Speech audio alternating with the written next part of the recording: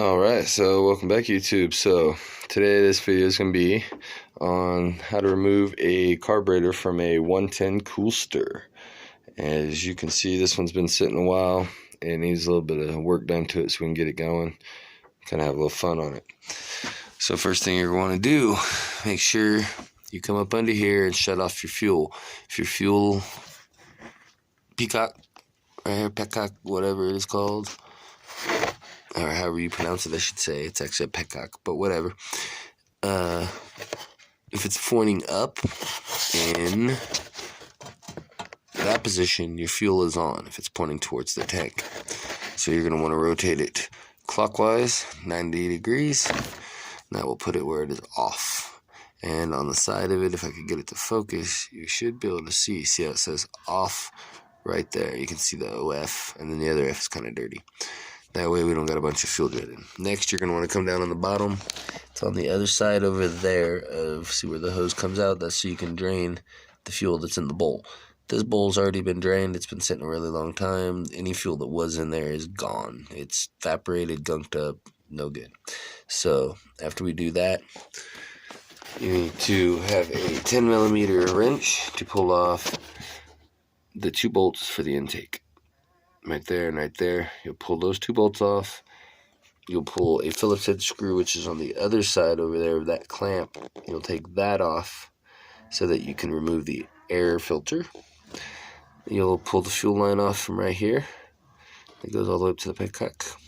And you'll disconnect by unscrewing the top of your carburetor to pull the throttle cable out. I will be right back with you in a second. So you only need the 10mm wrench to pretty much break it free, and then as you can see, it's pretty much hand tight.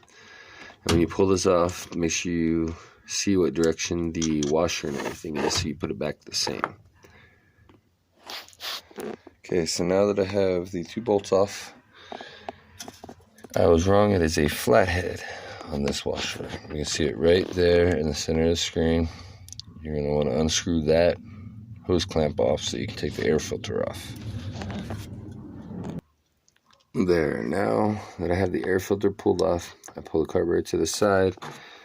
The little washer came out. It came out with the fatter side on the bottom. If you look at the exhaust intake right there, you can see it's fatter on the bottom than it is on the top. Now you're going to want to unscrew your top here where your throttle cable goes in, so that you can pull that out, or you can pull the fuel line off first. I do this first, so that way any residual fuel in here stays in here to the last moment. So unscrew the top. Hold on a second. Okay, so now that I have it pulled out, as you see on the back side of your carburetor needle, there are 2 slots on the carrier that slides. This side with the big fat notch is the side for your idle screw. So it'd be this side right here where the big idle screw is. The other side has a longer but skinnier notch, and that will go on the inside of the throttle, or inside the other side. See that one tip that sticks out there? That's a guide, so you put it back in the right way. You got to remember that, or it'll bind up and you won't have really very good throttle. You'll have high RPMs and stuff like that, not idle. Now you're going to want to remove this fuel line.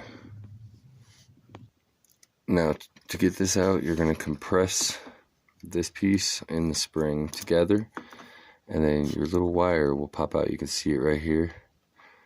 The little end of it on this end right here, there's a little piece there, and that's where the wire goes in and locks in, but it guides through this guide. So you compress the spring so that the wires stick out, and you got it that way to pull this off. And that is how you take off the carburetor from a 120 or 110 coolster quad. Very simple. Just hit that like button, subscribe button, and share. Come back for any more questions you might have. Put them in the comments below. Have a good day.